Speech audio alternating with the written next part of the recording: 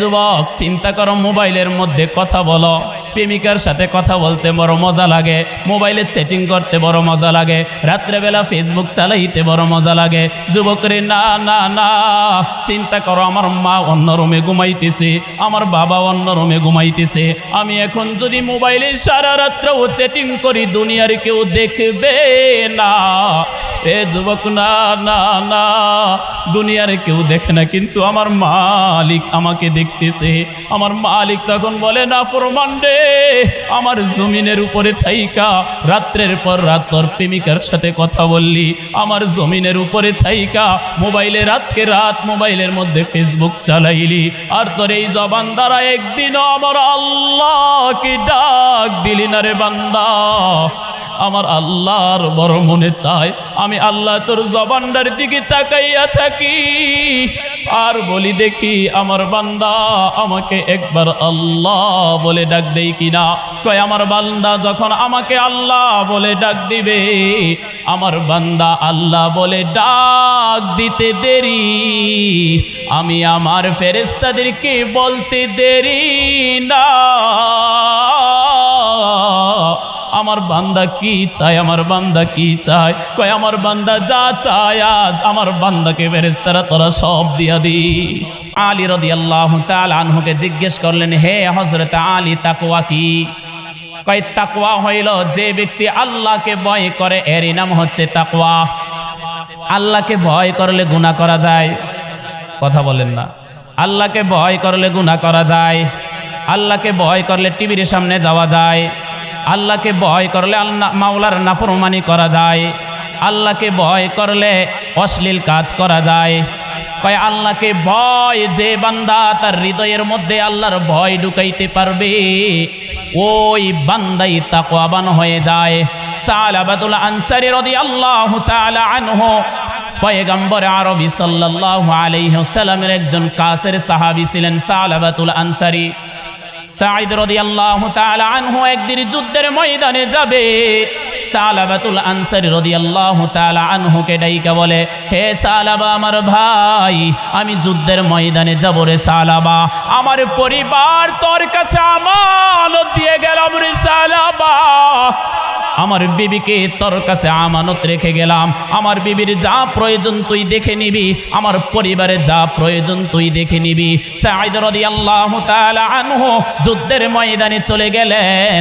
এখন সালাবাতুল আনসারী রাদিয়াল্লাহু তাআলা আনহুর দিলের মধ্যে শয়তান ধোঁকা দিচ্ছে, হে সালাবা তুই একটু ঘরের ভিতরে যাইয়া দেখ না, সাঈদ রাদিয়াল্লাহু তাআলা আনহুর স্ত্রী কত সুন্দর, কত রমণী, তার চেহারা অনেক সুন্দর, জানা ঘরের ভিতরে যা। সালাবাতুল আনসারী রাদিয়াল্লাহু তাআলা আনহু শয়তানের ধোঁকায় পড়ে ঘরের ভিতরে যাইয়া সাঈদ রাদিয়াল্লাহু তাআলা আনহুর বিবির হাতটা ধরলেন। সাঈদ রাদিয়াল্লাহু তাআলা আনহুর বিবির যখন হাতটা ধরলেন, তার বিবি বলতেছে, হে সালাবা তোর হৃদয়ের মধ্যে কি আল্লাহর ভয় নাই? কিয়ামতের ময়দানে যদি আল্লাহ তোকে দাঁড় করাইয়া বলে, সালাবা তুই কেন আমানতের খেয়ানত করলি রে সালাবা?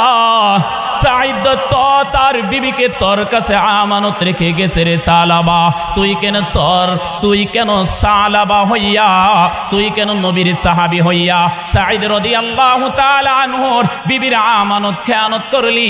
কিয়ামতের ময়দানে এটার জবাব দিয়ে জান্নাতে যা।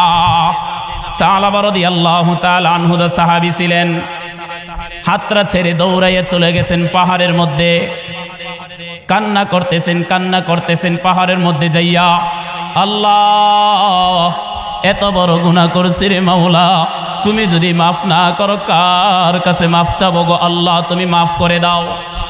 এই কথা যখন বলল এ মুসলমান, সালাবা রাদিয়াল্লাহু তাআলা আনহু শুধু সাঈদ রাদিয়াল্লাহু তাআলা আনহুর বিবির হাতটা ধরছে। এ যুবক, আমার কথাগুলো ভাই দিলের মধ্যে লাগাইয়া শোনা, ও বাবারা আমার কথাগুলো দিলের মধ্যে লাগাইয়া শোনা, মনোযোগ দিয়ে আমার কথাগুলো শোনা। সালাবাতুল আনসারী রাদিয়াল্লাহু তাআলা আনহু পাহাড়ের মধ্যে যাইয়া কান্না করে, শুধু হাতটা ধরার কারণে, আল্লাহ ও মালিক আমার মতো নাফরমান জমিনের মধ্যে আর কেউ নাই। হে যুবক আমরা তো কত গুনাহ করছি রে ভাই। ও বাবার দাড়িগুলা পেকে গেছে, চিন্তা করে দেখেন না আমরা কত গুনাহ করছি রে ভাই।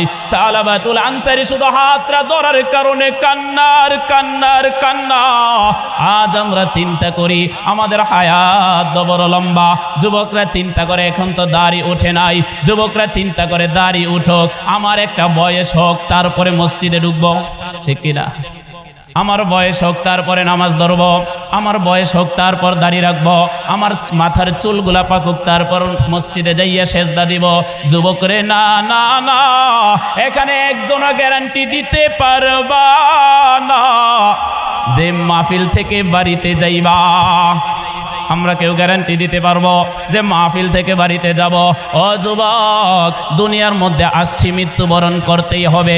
আমরা দুনিয়াতে কেউ থাকার জন্য আসি নাই, আমরা দুনিয়াতে কেউ থাকবো না। বরিশালের